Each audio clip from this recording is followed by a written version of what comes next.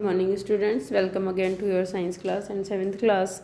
We are still reading about your 8th chapter in science, which is cyclones. ठीक है, देखिए, in this chapter we have already learned many topics and now we have almost done or almost read the chapter, so we will study about the remaining topic of this chapter. Now effective safety measures. ठीक है, प्रभावी सुरक्षात्मक उपाय हम लोग क्या कर सकते हैं साइक्लोन से बचने के लिए. ठीक है, ए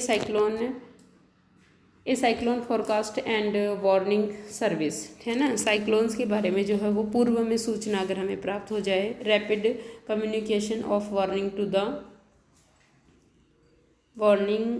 टू द गवर्नमेंट एजेंसीज के द्वारा पूर्व में ही ये सूचना जो दी जाती है तटीय जनजातीय साइक्लोन के लिए, उसका जो संचार है यानी हम तक पहुंचने की जो गति है वो प्रभावी होनी चाहिए, यानी वो तुरंत हमें मिलनी चाहिए. The ports, fishermans, ships and to the general public, इन सबको ये सूचना तीव्र गति से मिलनी चाहिए. किस किस को? पोर्ट्स, फिशरमैन्स को, शिप्स और टू द जनरल पब्लिक, सामान्य जो जनता है उसको.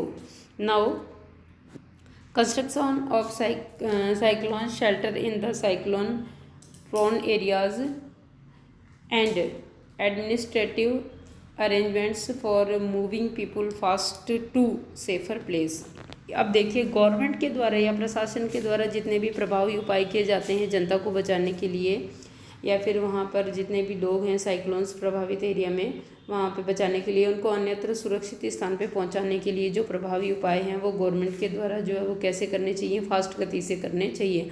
यानी वहाँ का जो एडमिनिस्ट्रेटिव है, वहाँ का जो प्रशासन है, उसके द्वारा ये उपाय जो है वो तीव्र गति से करने चाहिए. ठीक है, action on the part of the people. ठीक है, जनता के द्वारा किए जाने वाले प्रयास. जनता कौन कौन से प्रयास कर सकती है वो देखेंगे हम लोग.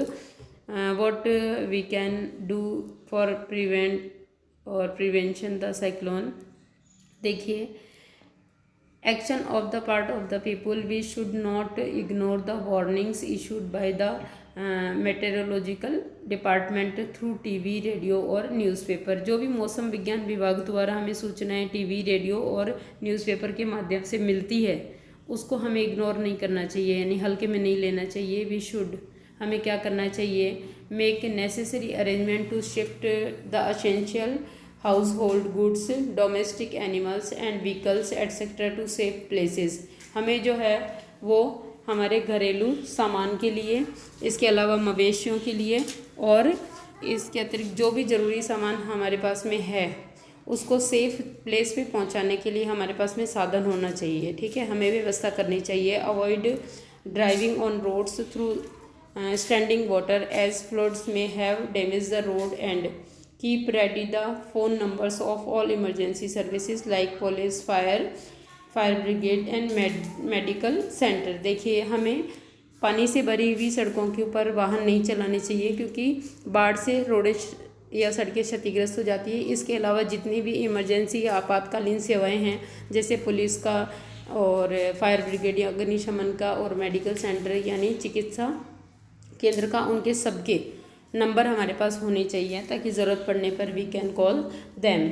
सम अदर प्रिकॉशंस, कुछ अन्य सावधानियाँ. If you are staying in a cyclone hit area, यदि आप साइक्लोन से प्रभावित क्षेत्र में रह रहे हैं तो आपको क्या क्या सावधानियाँ बरतनी है. Do not drink water the could be contaminated, always store drinking water for emergency. देखिए, कॉन्टामिनेटेड यानी संक्रमित पानी आपको नहीं पीना है. ऐसे एरिया में अगर आप रहते हैं तो हमेशा जो है ड्रिंकिंग वाटर जो है इमरजेंसी के लिए या आपातकाल के लिए सेव करके रखें, बचा कर रखें या संग्रहण करके रखें. Do not touch wet switches and fallen power lines. देखिए, इसके अलावा क्या करना चाहिए, व्हाट वी कैन डू, हमें क्या करना चाहिए कि जो स्विच हैं, गीले स्विच हैं बिजली के, इलेक्ट्रिक स्विच, उनको छूना नहीं चाहिए. जो तार टूट गए हैं बिजली के खंभों से उन्हें नहीं छूना चाहिए. Do not go out just for the sake of fun, और केवल महज मनोरंजन के लिए बाहर देखने न जाएं कि बाढ़ कितनी है, कितना पानी है. Do not pressurise the rescue force by making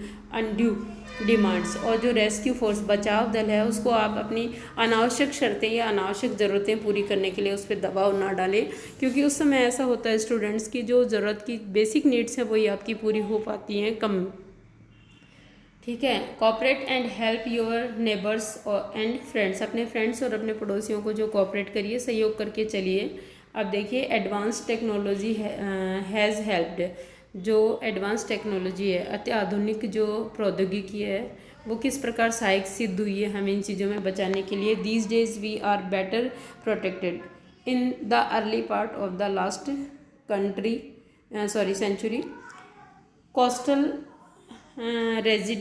residents may have had less than a day of prepare of evacuate their homes for an oncoming cyclones। देखिए जो एडवांस प्रौद्योगिकी है, तकनीकी है, उसने हमें आज बहुत प्रोटेक्शन दिया है, उसकी वजह से हम लोग आज बेटर प्रोटेक्टेड हैं in the early part of the last century.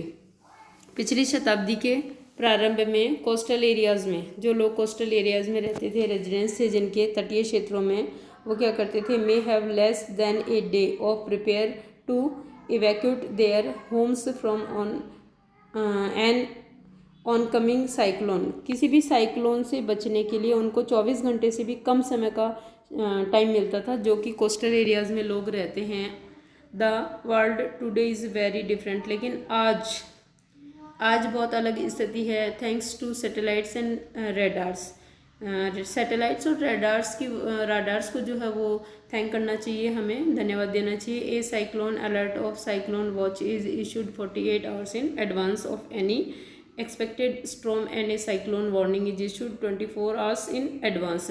क्योंकि हमें आज किसी भी साइक्लोन या किसी भी तूफान के पहले अलर्ट मिल जाता है, 48 घंटे पहले हमें सूचना मिल जाती है कि अगले 2 दिनों में जो है वो यहाँ पर साइक्लोन्स आने की संभावना रह सकती है। मे बी ए साइक्लोन कम और हिट दिस एरिया। तो साइक्लोन के प्रति भी 24 घंटे पहले ही चेतावनी मिल जाती है एडवांस में। The major is broadcast every hour of half hour when a cyclone is near the coast. ठीक है। और जब तट के नज़दीक होता है कोई भी साइक्लोन, तो हर 1 घंटे या आधे घंटे में इसकी तीव्रता और गति के विषय में सूचनाएं जारी की जाती है। Several national and international organisation cooperate to monitor the cyclone related disasters. और बहुत सारी राष्ट्रीय और अंतर्राष्ट्रीय संस्थाएं जो है वो इस विषय में हमारा सहयोग कर रही है। So students, from this video you will do the action of the part of people and you will do the anemometer of measuring the speed of wind। Speed of wind जो है वो किस तरह से नापी जाती है ये हमने नहीं पढ़ा। देखिए we have learn that all storms are low pressure systems. हम जानते हैं कि सभी स्टॉर्म जो है वो लो प्रेशर यानी कम दबाव के क्षेत्र होते हैं। सभी तूफान wind speeds plays an important role in the formation of storms. और तूफानों के या चक्रवातों के बनने में पवनों के वेग की महत्वपूर्ण भूमिका है। इट इज़ देयरफॉर, इसीलिए important to measure the wind speed, इसीलिए पवनों का वेग या हवाओं का वेग जानना जरूरी है। The instrument that major the wind speed is called an anemometer. तो वो यंत्र जिसके द्वारा हम लोग हवा का वेग ज्ञात कर सकते हैं उसे एनीमोमीटर या वायुमापी कहते हैं। Here is the diagram of anemometer and you will draw in your notebook the anemometers diagram। ये आपका होमवर्क है, यहाँ से आपको करना है। और क्या क्या प्रिकॉशंस हम लोग ले सकते हैं, साइक्लोन्स क्या क्या प्रिकॉशंस हमारी गवर्नमेंट के द्वारा हमें दिए जाते हैं, वो सारे के सारे you will do in your notebook as your today's homework and your chapter is complete here। Now we will do the question answer of this chapter in your next video। Okay students।